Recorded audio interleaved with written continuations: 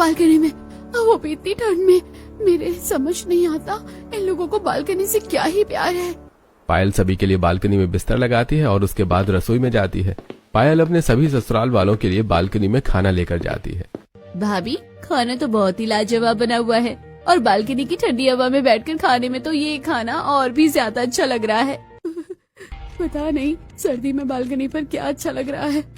अरे खाना ठंडा हो गया बहू, जरा इसे गर्म कर दे। पायल रसोई में खाना गर्म करने जाती है।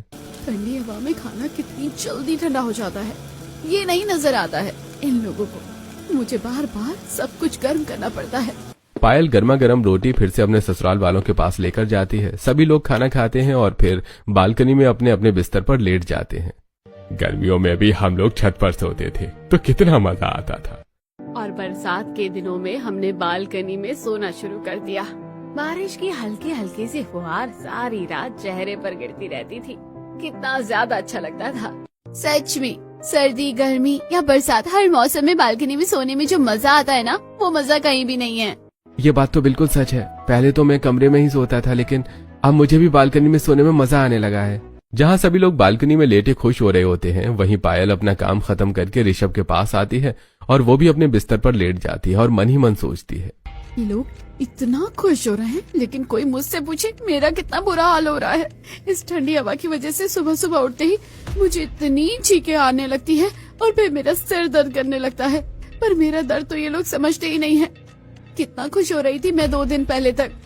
बरसात का मौसम खत्म होकर अक्टूबर से नवंबर की शुरुआत हो गई थी और मौसम में सर्दी ने अपनी पूरी दस्तक दे दी थी। सुबह शाम सर्द हवाएं चलने लगी थी और ऐसे ही एक रात जब पायल का पूरा परिवार बालकनी में सो रहा होता है, तभी उन सभी को ठंडी हवा से कपकपी आने लगती है। अरे बहू, बहुत ज्यादा ठंडी हवा लग रही है यहाँ पर तो। हाँ, मेरे तो हाथ पैर एकदम ठंडे हो गए। अब बहू मेरी बात सुन, कल सुबह ना तू हमारे लिए मोटे वाले डबल प्लाई के कंबल निकाल देना। हाँ, वरना तो हमारी कुल्फी जम जाएगी। ठीक है, मैं सुबह सबके लिए डबल प्लाई के कंबल निकाल दूंगी। अब जैसे तैसे उस रात सभी ठिठुरते हुए बालकनी में सो जाते हैं। अगली सुबह जब पायल को रात में कहीं हुई अपने ससुराल वालों की बातें याद आती हैं, तो पायल मन ही मन बहुत ज्यादा खुश होती है और खुद से बोलती है, अब तो मेरे ससुराल वाले बालकनी में नहीं सोएंगे, क्योंकि अब तो उन्हें बालकनी में ठंडी हवा लग रही है। तभी तो उन्होंने मुझसे डबल प्लाई के कंबल निकालने को कहा है। अब तो हम सभी लोग अपने अपने कमरों में सोएंगे। कितना मजा आएगा इतने टाइम बाद अपने कमरे में सोने का। ऐसे ही खुशी खुशी में पायल सभी के लिए ब्रेकफास्ट में आलू के पराठे, पोहा और कई तरीके के व्यंजन पका देती है और सारा नाश्ता जाकर बालकनी में सजा देती है, जहाँ सभी लोग बैठे होते हैं। क्या बात है बहू, तूने आज बड़ी खुशी खुशी इतना सारा नाश्ता बनाया है, क्या सोच रही है? कुछ नहीं माँ जी, बस ऐसे ही। आज सुबह सुबह मूड अच्छा था मेरा, तो बस अच्छा नाश्ता बना दिया मैंने। भगवान करे कि तुम्हारा मूड रोज ही इस तरह अच्छा रहे और रोज तुम ऐसा बढ़िया नाश्ता बनाती रहो। शायद ऐसा हो जाए और अब से मेरा मूड हर सुबह इतना ही अच्छा रहे। लगता है भाभी के हाथ कोई खुशियों का खजाना लग गया है भैया। चलो अच्छा है बहू, ऐसे खुश रहे, हमें और क्या चाहिए। चलो नाश्ता करते हैं सभी मिलकर। पायल भी अपने ससुराल वालों के साथ खुशी खुशी बैठकर बालकनी में नाश्ता करती है। अब जैसी ही रात होती है तो पायल सभी के बिस्तर उठाकर कमरों में रखने लगती है। तभी खुशबू अपनी भाभी को आवाज देते हुए बोलती है, अरे भाभी, ये क्या कर रही हो आप? हमारे बिस्तर कमरे में क्यों रख रही हो? कमरे में क्यों रख रही हो? उससे क्या मतलब है? आप लोग अंदर नहीं सो रहे क्या? कैसी बातें कर रही है बहू तू? भला हम क्यों अंदर सोएंगे? हम तो बालकनी में सोते हैं ना। और नहीं तो क्या, अरे अंदर कमरों में तो हमें सांस ही नहीं आता है, हम तो बालकनी में सोएंगे। पर बालकनी में तो आपको ठंड लग रही थी और आपने कंबल निकलवाए तो तभी तो तुझसे डबल प्लाई के कंबल निकलवाए हैं बहू, ताकि ठंडी हवा हमें ना लगे, यानी कि हम बाहर बालकनी में आराम से सो सके। अपनी सास और बाकी सभी की बातें सुनकर पायल के सारे अरमान चकनाचूर हो जाते हैं और वो अपने चेहरे पर जबरदस्ती की मुस्कुराहट लाते हुए वापस से सभी का बिस्तर बालकनी में लगा देती है और अपने कमरे में जाकर दरवाजा बंद कर लेती है और शीशे के आगे खड़ी होकर अपने आप को देखते हुए बोलती है, आखिर मेरा क्या गुनाह था जो मेरे जैसी मासूम के सारे सपने टूट गए। पता नहीं कब मुझे वापस से अपने कमरे में सोना नसीब होगा। मैं तो इन लोगों के साथ बालकनी में सो सोकर परेशान हो गई हूँ। मुझे वहाँ नींद भी नहीं आती, ऊपर से जो मेरी तबीयत खराब होती है अलग। आखिर मैं बोलूं तो किसको बोलूं? कोई तो मुझे सुन लो। पायल खुद से ही शीशे के आगे खड़ी होकर रोकर वापस से सभी के साथ जाकर बालकनी में सो जाती है। और रात को तेज तेज ठंडी हवा चलती है और सभी लोग आराम से कंबल ओढ़कर सोए हुए थे और पायल धीरे से खुद से बोलती है, क्या करूं मैं? अगर कंबल से पूरा मुंह ढक रही हूँ तो मुझे सांस नहीं आ रहा है, और अगर कंबल से मुंह हटा रही हूँ तो ठंडी हवा की वजह से मुझे सांस भी नहीं आ रहा है। दोनों ही तरीकों से मेरी सांस रुक रही है और आंखों में मेरी नींद भरी हुई है। इतने बड़े घनघोर संकट में क्यों डाल रहे हो भगवान जी? ऐसे में आखिर कैसे सो जाऊं? बेचारी पायल सारी रात कभी अपने चेहरे को कभी कंबल से ढकती है तो कभी चेहरे से कंबल उतार लेती है, लेकिन दोनों ही सूरत में वो सो नहीं पाती। अगली सुबह पायल अपने पति से बालकनी में न सोने को लेकर इस बारे में बात करने का ठान लेती है और जब ऋषभ कमरे में तैयार हो रहा होता है तब पायल उसके पास जाती है। सुनिए जी, मुझे आपसे कुछ बात करनी है। हाँ तो बोलो पायल, क्या बात है? जी वो बात यह है कि मैं बालकनी में नहीं सो सकती, मुझे नींद नहीं आई वहाँ पर। क्यों? पर क्या दिक्कत है? सब तो इतने आराम से सोते हैं बालकनी में, फिर तुम्हें नींद क्यों नहीं आती? बस मुझे नहीं आती है नींद, और फिर बालकनी में सबके साथ सोने में हम अपनी पर्सनल लाइफ भी तो एंजॉय नहीं कर पा रहे हैं। बात तो तुम्हारी सही है, लेकिन हम फैमिली लाइफ तो एंजॉय कर रहे हैं ना। सबके साथ देर रात तक बातें करते हैं, कितना अच्छा टाइम स्पेंड करते हैं। आपको समझाना तो भैंस के आगे बीन बजाना है। मैं ना माँ जी से ही बात कर लूंगी, जाने दो आप। ऋषभ ने मूड खट्टा होने के बाद पायल रसोई में काम कर रही अपनी सास और नंद के पास जाती है और बोलती है, माँ जी मैं आप लोगों से कुछ कहना चाहती हूँ। बोल बहू, क्या बात है, क्या कहना है? वो मैं कह रही थी कि हाँ बोलो भाभी, क्या बात है, क्या कहना चाहती हैं आप? मैं कह रही थी कि नाश्ता मैं बनाऊंगी, आप दोनों बाहर चले जाइए। आप क्यों तकलीफ करती हैं रोज रोज नाश्ता बनाने की? तो हम खाली बैठे क्या करें, हमें भी तो कोई काम करना ही है बहू। नहीं आप बाहर जाओ, मैं नाश्ता बनाऊंगी। पायल अपनी नंद और सास दोनों को रसोई से बाहर भेज देती है और फिर नाश्ता बनाने की तैयारी करने लगती है और मन ही मन सोचती है, कैसी मूर्ख है तू पायल, क्या कहना था और क्या कह दिया। अरे बालकनी में सोने वाली बात करनी थी और तू नाश्ता बनाने में लग गई। अरे हिम्मत दिखा, हिम्मत। आज रात किसी भी तरीके से तुझे बालकनी में सोने के लिए ना बोलना है बस। ऐसे ही खुद को मोटिवेट करते करते पायल सारा नाश्ता तैयार करती है और सारा दिन पायल के दिमाग में बस एक ही बात चलती रहती है, आज मुझे इस बालकनी में सोने के लिए सभी को ना बोलना है। रात हो जाती है, सभी का बिस्तर हर रात की तरह बालकनी में लग जाता है और तभी पायल अपना बिस्तर उठाने लगती है। अरे पायल, तुम अपना बिस्तर उठाकर कहाँ जा रही हो? हाँ बहू, क्या हो गया, बिस्तर झाड़ रही है क्या? नहीं माँ जी, मैं बिस्तर नहीं झाड़ रही हूँ, बल्कि मैं अपना बिस्तर लेकर अपने कमरे में जा रही हूँ। अरे कमरे में जा रही है? पर क्यों बहू, क्या हो गया है? मुझे ना यहाँ पर नींद नहीं आती है, तो मैं अकेली जाकर अंदर सो जाती हूँ ना। भाभी, आप अकेले अंदर कैसे सो जाओगी? आपको डर नहीं लगेगा क्या? नहीं, मुझे डर नहीं लगेगा, पर मैं यहाँ नहीं सोना चाहती हूँ। कैसी बातें कर रही है बहू? अरे जब हम सब लोग यहाँ हैं तो तू अकेले कमरे में क्यों सोएगी? ना, मैं और तेरे ससुर जी तुझे इस बात की इजाजत नहीं देंगे। तू यहीं हमारे साथ बालकनी में सोएगी बस। अपनी सास की बात सुनकर बेचारी पायल के बाकी के शब्द उसके गले के रास्ते से वापस उसके पेट में चले जाते हैं और वो बिना कुछ बोले अपना बिस्तर वापस से बालकनी में लगाती है और सभी के साथ बालकनी में सो जाती है। अगली सुबह गांव से पायल की जेठानी शीतल का वीडियो कॉल सुरेश के फोन पर आता है। और सब कैसा चल रहा है वहाँ पापा जी? अरे सब कुछ अच्छा है बड़ी बहू, बस गांव जैसी मौज नहीं है। वो तो बात है, शहरों में तो बड़े छोटे छोटे माचिस के डिब्बे जैसे घर होते हैं। ये बात तो तेरी बिल्कुल सही है बहू, पर वहाँ पर तो एक कमरे से दूसरे कमरे में जाने तक ही थोड़ा चलना पड़ता है, लेकिन यहाँ तो एक कमरे से दूसरे कमरे में कब पहुँच जाते हैं पता ही नहीं चलता। एक पाँव पहले कमरे में होता है और दूसरा पाँव दूसरे कमरे में। यहाँ बाहर आंगन भी नहीं है। तभी तो हम बालकनी में सोते हैं बहू। सही है माँ जी, खुली हवा में ही सोया करो बालकनी में। तभी तो मैंने आपको बालकनी में सोने की सलाह दी थी पहले ही आपको। और तेरी सलाह से बस हम तो बालकनी में डेरा जमा कर बैठे हुए हैं। अब ला जरा माँ जी से भी बात करवा दे। हाँ। इतना कहकर शीतल जल्दी से पास में बैठी हुई अपनी दादी सास ममता को फोन देती है। कैसी है बहू, सब कुशल मंगल तो है? सब कुशल मंगल है माँ जी, आप बताइए आपकी तबीयत कैसी है? सब कुछ अच्छा है। वैसे कब आ रहे हो तुम वापस? हाँ बस जल्दी ही आ जाएंगे, इनका इलाज पूरा ही होने वाला है। ठीक है, अपना ध्यान रखो, खुश रहो। इतना कहकर ममता फोन काट देती है और पायल वीडियो कॉल पर हो रही सारी बात सुन रही होती है और अपनी जेठानी की बातें सुनकर पायल सब्जी काटते हुए खुद से बोलती है, जेठानी भी ऐसी है, बताओ बाहर सोने की सलाह दे रही है। अगर इन लोगों को बाहर ही सोना है तो ये छत पर क्यों नहीं सोते हैं? छत पर भी तो हवा लगती है। पर इन्होंने बालकनी को ही दूसरा घर बनाया हुआ है। ये सब सोचते सोचते चाकू से सब्जी काटते काटते पायल की उंगली भी कट जाती है और वो जोर से चिल्लाती है। ओए अम्मा, हाय मैं तो मर गई। ओए अम्मा, मेरी उंगली कट गई। ओए अम्मा, ओए अम्मा, ओए अम्मा। अरे भाभी, क्या हो गया? आप गाना गा रही हैं या चिल्ला रही हैं? पायल खुशबू को उंगली दिखाते हुए कहती है। ननद जी, मेरी उंगली कट गई। उंगली से देखो खून निकल रहा है। अरे ध्यान से काम कर बहू, तेरा ध्यान कहाँ लगा हुआ है? बालकनी में लगा हुआ है। अब मेरा मतलब है कि मैं ध्यान से ही काम कर रही थी। माँ जी रुको भाभी, मैं फर्स्ट एड बॉक्स लेकर आती हूँ। खुशबू जल्दी से फर्स्ट एड बॉक्स लेकर आती है और पायल के हाथ पर पट्टी बांध देती है और पायल बड़े ही प्यार से बोलती है।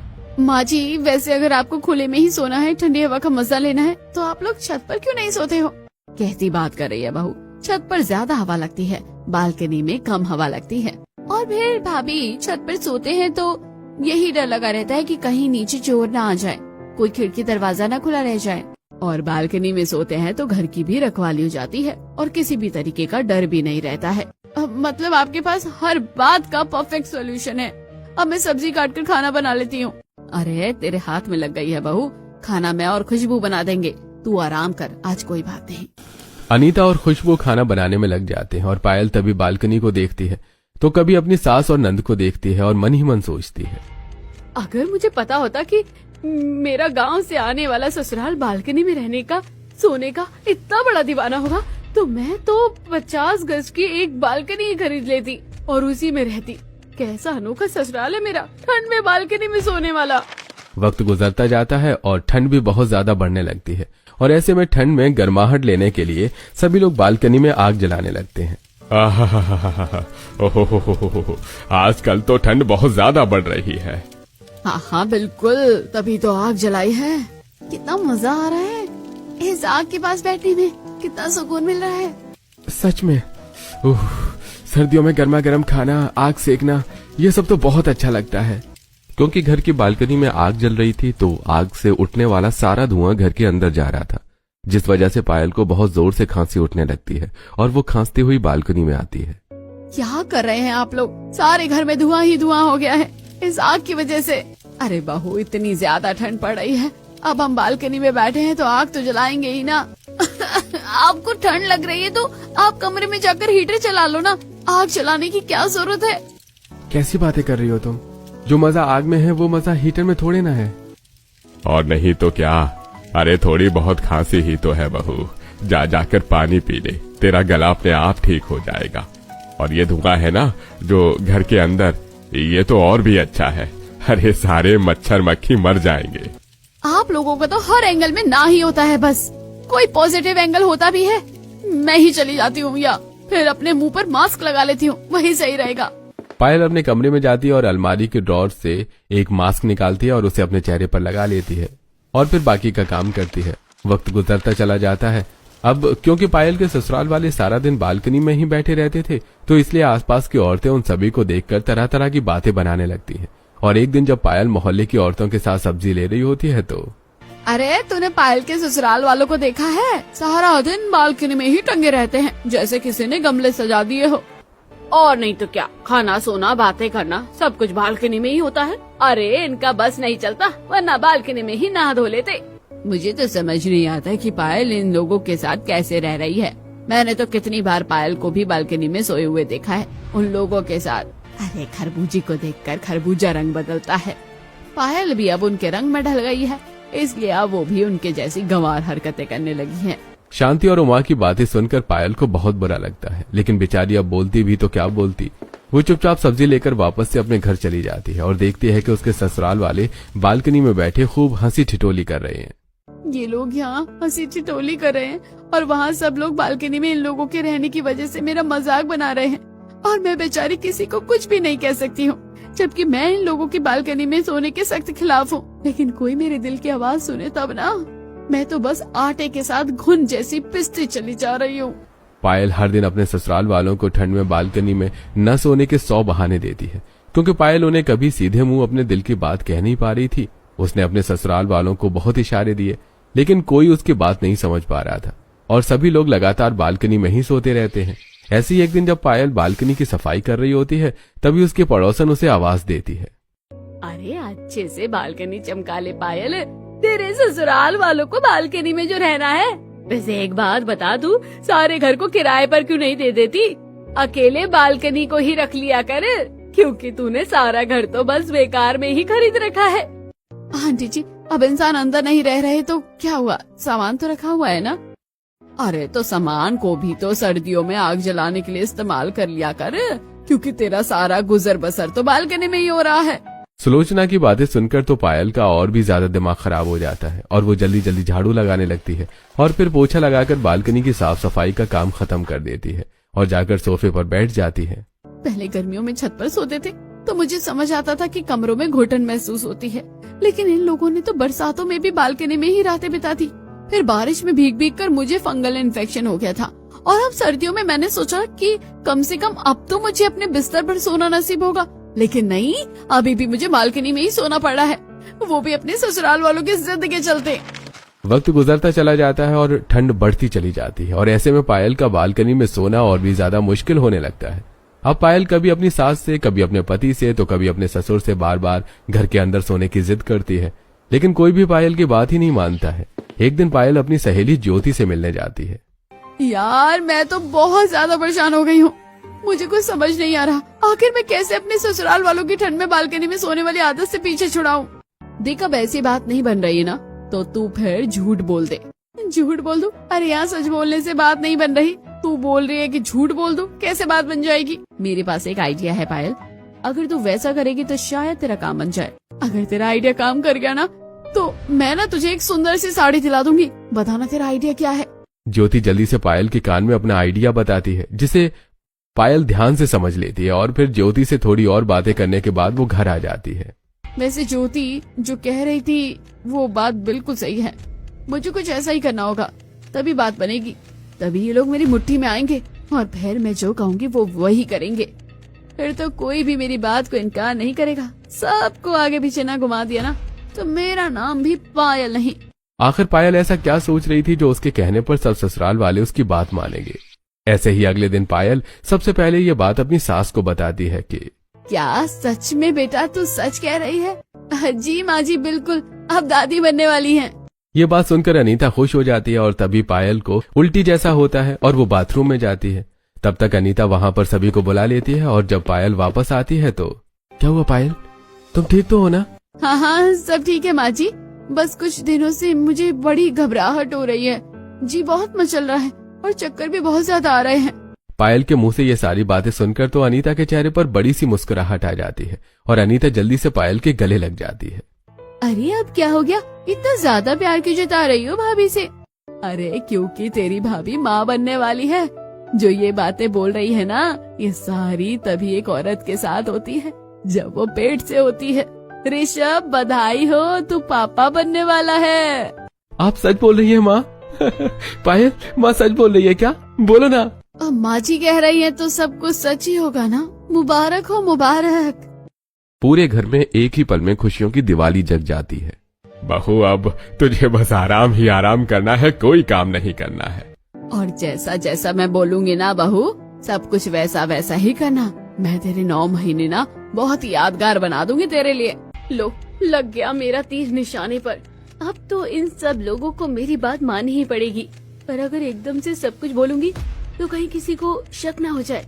धीरे धीरे करके मैं अपनी बातें इनसे मनवाऊंगी। अब पायल की प्रेगनेंसी के बाद अब गांव में बैठी हुई शीतल और ममता के पास भी पहुंचती है और दोनों पायल को बधाई देने के लिए उसे फोन करती हैं। नमस्ते दादी जी, कैसी हैं आप? मैं बिल्कुल ठीक हूँ बहू, बहुत बहुत बधाई हो तुझे। आपको भी बधाई हो दादी जी, बहुत बहुत बधाई। अपना खूब ख्याल रखना, जो दिल करे वो खाना, शर्माना मत बहू। ठीक है दादी जी, जैसा आप कहें सब वैसे ही करूँगी। हाँ ले अब अपनी जेठानी से भी बात कर ले। इतना कहकर ममता शीतल को फोन दे देती है और शीतल भी पायल को ढेर सारी बधाइयाँ देती है और बोलती है, पायल अब मैं तुम्हारे पास आ रही हूँ तुम्हारा ख्याल रखने के लिए। आप यहाँ आ रही हैं सच में क्या? अरे हाँ बिल्कुल आ रही हूँ। ये खबर सुनकर तो अब मुझसे रहा नहीं जा रहा है, दिल तो कर रहा है कि उड़ के आ जाऊँ। ये आ गई तो कहीं मेरा प्लान फ्लॉप ना हो जाए, क्योंकि ये तो पहले ही सबको बालकनी में सोने की सलाह देती थी। क्या हो गया पायल, तुम मेरे आने से खुश नहीं हो क्या? नहीं नहीं, मैं तो बहुत खुश हूँ। जल्दी जल्दी आइए, मैं और मेरा होने वाला बच्चा आपका इंतजार कर रहे हैं। ऐसे ही थोड़ी देर बात करने के बाद पायल फोन काट देती है। अब पता नहीं आगे क्या होगा। मैंने जैसा सोचा है सब कुछ वैसा ही रहेगा, या फिर मेरा बना बनाया खेल बिगड़ जाएगा। जेठानी जी आ रही हैं, भगवान बस मेरा साथ देना और मैंने जैसे सोचा है सब वैसा ही हो जाए। अपनी जेठानी के आने की बात सुनकर पायल थोड़ी परेशान हो जाती है और अगले दिन शीतल अपने पति और दादी सास के साथ सामान लेकर सीधा पायल के घर आ जाती है, जहां सभी लोग शीतल का अच्छे से वेलकम करते हैं। पायल दादी सास के पैर छूती है। बस बस बेटा, जीती रहे, अब तुझे ज्यादा झुकने की जरूरत नहीं। तुझे अब अपना अच्छे से ध्यान रखना होगा। जी ठीक है दादी जी। पायल मैं आ गई हूँ ना, तुझे चिंता करने की कोई भी जरूरत नहीं है। आप आ गई, यही तो सबसे बड़ी चिंता है। पता नहीं अब आप मेरा साथ देंगी या फिर सब कुछ बिगाड़ देंगी। हे भगवान, बस मुझे बचा लेना। मुझे बहुत डर लग रहा है, कहीं मेरा भांडा न फूट जाए बस। पायल क्या बात है, कहाँ खो गई हो? तुझसे बात कर रही हूँ। कहीं नहीं दीदी, बस मैं ये सोच रही थी कि अब आप सब आ ही गए हैं तो अब बहुत अच्छा हो गया, पूरा परिवार एक साथ एंजॉय करेगा। बिल्कुल सही कहा, बहुत समय बाद पूरे परिवार को एक साथ सोने का मौका मिला है। हम इस मौके को भला कैसे छोड़ सकते हैं। चलिए ना भाभी, बालकनी में चलते हैं। यहाँ पर बात करने में मजा नहीं आ रहा है। हमारा तो मन बालकनी में ही लगता है, घर के अंदर बिल्कुल भी नहीं लगता है। अरे हाँ हाँ, चलो चलो बालकनी में चलते हैं। इतने दिनों से मैं बालकनी वीडियो कॉल पर देख रही थी, आज असलियत में देख लेती हूँ कि कैसे आप सब यहाँ अकेले बालकनी का मजा लेते हैं। सभी लोग खींचकर शीतल को बालकनी की तरफ ले जाते हैं और शीतल भी सभी में घुल मिलकर बालकनी में ही बैठ जाती है और खुशबू सभी के लिए चाय बनाती है। तभी शीतल पायल को आवाज देकर उसे भी बालकनी में बिठा लेती है और सभी लोग हंसी मजाक करने लगते हैं। बाकी लोगों की तरह जेठानी जी भी बालकनी लवर है, यानी कि इनको तो मैं अपना सच बिल्कुल भी नहीं बता सकती हूँ। मुझे जो भी करना है ना अकेले ही करना होगा और कैसे भी करके बस अपने ससुराल वालों की इस आदत को छुड़वाना है। छुड़वाना है तो बस छुड़वाना है, क्योंकि मैं आने वाली सर्दी गर्मी बरसात के मौसम को बालकनी में नहीं बिताना चाहती। इस तरह दिन गुजर रहे थे, लेकिन अब परिवार वाले पायल को घर का एक भी काम नहीं करने देते थे। एक दिन सुबह पायल जब झाड़ू लगा रही थी तब शीतल उससे झाड़ू लेते हुए कहती है, अरे पायल, हमने तुम्हें कितनी बार कहा कि तुम्हें घर का कोई काम करने की जरूरत नहीं है। लेकिन दीदी अब मैं पूरा दिन घर में अकेले बैठी रहती हूँ, बोर होती हूँ। इससे अच्छा तो है कि मैं कुछ काम ही कर लूँ। अरे तो तुम टीवी देख लो, बाकी सभी के साथ बैठकर बातें कर लो, लेकिन तुम्हें घर का कोई काम करने की जरूरत नहीं है। मैं हूँ ना काम करने के लिए। लेकिन दीदी इस तरह बैठे बैठे बहुत आलस आ जाएगा और मैं बहुत आलसी हो जाऊंगी, उसके बाद काम करना मुश्किल हो जाएगा। कोई बात नहीं, बात की बाद में देखेंगे। एक तरफ पायल की जेठानी घर का सारा काम कर रही थी, झाड़ू पोछा और साफ सफाई। वहीं दूसरी तरफ रसोई में पायल की सास अनीता रसोई में सबके लिए खाना बना रही थी। तब सभी साथ में बैठकर बालकनी में खाना खाते हैं। खाना कैसा बना है? आज बहुत दिनों बाद खाना बनाया है मैंने। मम्मी जी, आपने खाना बनाया तो सबसे अच्छा ही बना होगा ना? बिल्कुल, आपने तो बहुत अच्छा खाना बनाया है मम्मी जी। तो ठीक है पायल बहू, अब से तुझे मेरे हाथ का बना ही खाना खाना होगा। इस तरह दिन गुजर रहे थे। फिर एक दिन ऋषभ और सुरेश डॉक्टर से चेकअप करवाने के बाद घर वापस आते हैं। अजी क्या कहा डॉक्टर ने? अब सब ठीक है ना? इस बार मेरे टेस्ट के रिजल्ट बहुत अच्छे आए हैं, अब मेरी तबीयत बिल्कुल ठीक है। चलो, ये तो बहुत अच्छी बात है। बिल्कुल सही कहा मम्मी। हाँ, अब मैं बिल्कुल ठीक हूँ। तो मेरा एक बार गांव जाने का बड़ा मन कर रहा था, कुछ दिन गांव में रुक कर आते, लेकिन। बिल्कुल सही कहा, लेकिन अब हम नहीं जा सकते। क्यों मम्मी जी? अरे क्योंकि पायल, अब तुम्हें यहाँ पर हमारी बहुत जरूरत है ना, इसलिए अब हम तुम्हें छोड़कर कहीं नहीं जाने वाले। ये बात सुनकर पायल के होश उड़ जाते हैं और वो मन ही मन में सोचती है, हे भगवान, ये मैंने क्या कर दिया? एक तो मैंने इतना बड़ा झूठ बोला, दूसरा मम्मी पापा जी को गांव में जाना था तो मेरे तो मजे हो जाते, तो मैं आराम से अपने बिस्तर पर सो पाती। लेकिन इस झूठ की वजह से इनका गांव जाना ही कैंसिल हो गया। मैंने तो अपने पैर पर ही कुल्हाड़ी मार ली। अब पायल को अपने ही किए पर पछतावा हो रहा था। कुछ दिन बाद जब सभी बालकनी में बिस्तर लगा रहे थे तब पायल आकर कहती है, मम्मी जी, आज मैं बालकनी में नहीं सोऊंगी। यहाँ पर ना एक तो मुझे अच्छा खासा स्पेस नहीं मिल पाता सोने के लिए, और सोने में बहुत परेशानी होती है, और साथ में मच्छर काटते हैं सो अलग। बात तो बिल्कुल सही कह रही है बेटा तू। कोई बात नहीं, तू अंदर अकेली सो जा, लेकिन तुझे अंदर अकेले सोने में कोई परेशानी तो नहीं? कोई बात नहीं मम्मी, मैं पायल के साथ अंदर सो जाता हूँ।